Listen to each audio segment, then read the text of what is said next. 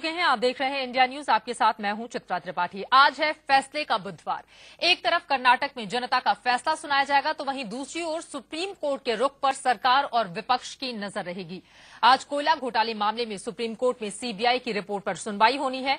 इस सुनवाई के बाद तय हो जाएगा कि कानून मंत्री अश्विनी कुमार बने रहेंगे या फिर जाएंगे।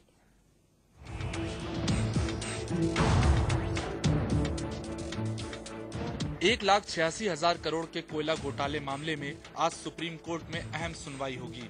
इस सुनवाई के बाद सुप्रीम कोर्ट का रुख तय करेगा कि देश के कानून मंत्री अश्विनी कुमार और अटॉर्नी जनरल गुलाम वाहनवती की कुर्सी बचेगी या जाएगी। सुप्रीम कोर्ट में आज सीबीआई की सील बंद कवर रिपोर्ट खोली जाएगी। इसके बाद साफ हो जाएगा कि सरकार के इशारे पर कोयला घोटाले की जांच रिपोर्ट में क्या क्या बदलाव हुए हैं। 6 मई को सीबीआई के हलफनामे ने सरकार, कानून मंत्री और अटॉर्नी जनरल के झूठ से पर्दा उठा दिया था।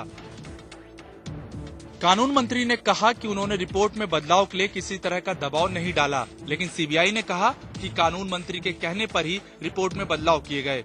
कानून मंत्री बोले कि रिपोर्ट में बदलाव के लिए कोई बैठक नहीं बुलाई, लेकिन सीबीआई बोली कि कानून मंत्री ने 3 बैठकें बुलाकर बदलाव किए। अटॉर्नी जनरल ने सीबीआई पर दबाव डालने से इनकार किया, लेकिन सीबीआई के मुताबिक अटॉर्नी जनरल ने रिपोर्ट में कई अहम बदलाव किए। सरकार ने कहा पूरे मामले से पीएमओ और कोयला मंत्रालय का कोई लेना देना नहीं है, लेकिन सीबीआई के मुताबिक मंत्रालय के अधिकारियों ने रिपोर्ट में बदलाव के सुझाव दिए। सरकार ने यहां तक कहा कि स्टेटस रिपोर्ट में कोई छेड़छाड़ नहीं की गई थी, लेकिन सीबीआई के मुताबिक सरकार के कहने पर ही स्टेटस रिपोर्ट बदली गई। That both have crossed the line, both have done something wrong.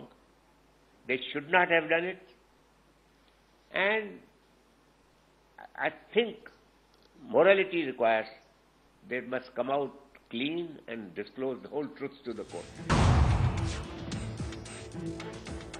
कोयला घोटाले की जांच सीबीआई कर रही है। ये जांच सीधा सुप्रीम कोर्ट की निगरानी में की जा रही है।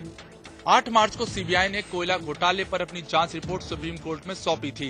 12 मार्च को सुनवाई के दौरान सुप्रीम कोर्ट ने पूछ लिया कि क्या ये रिपोर्ट सरकार से साझा की गई है। उस वक्त सीबीआई की तरफ से पेश हुए एडिशनल सॉलिसिटर जनरल हरेन रावल ने इससे इनकार कर दिया था, लेकिन बाद में खुलासा हुआ कि सीबीआई ने इस रिपोर्ट को कानून मंत्री, अटॉर्नी जनरल और सरकार के कई अफसरों के साथ मीटिंग में साझा किया था। सीबीआई निदेशक रंजीत सिन्हा रिपोर्ट साझा करने की बात कोर्ट में भी मान चुके हैं। इसके बाद सुप्रीम कोर्ट ने सीबीआई और सरकार के खिलाफ तल्ख टिप्पणी की थी। इन्वेस्टिगेशन में जिसमें मुझे लगता है सरकार को दखल नहीं देना चाहिए, क्योंकि सुप्रीम कोर्ट उसको मॉनिटर कर रही है। आज सुप्रीम कोर्ट जो कहता है वो देश की राजनीति के लिहाज से काफी अहम होगा। सुप्रीम कोर्ट का रुख सामने आने के बाद ही पता चलेगा कि सरकार के कानून मंत्री की कुर्सी बचेगी या जाएगी। दिल्ली से आंचल आनंद की रिपोर्ट।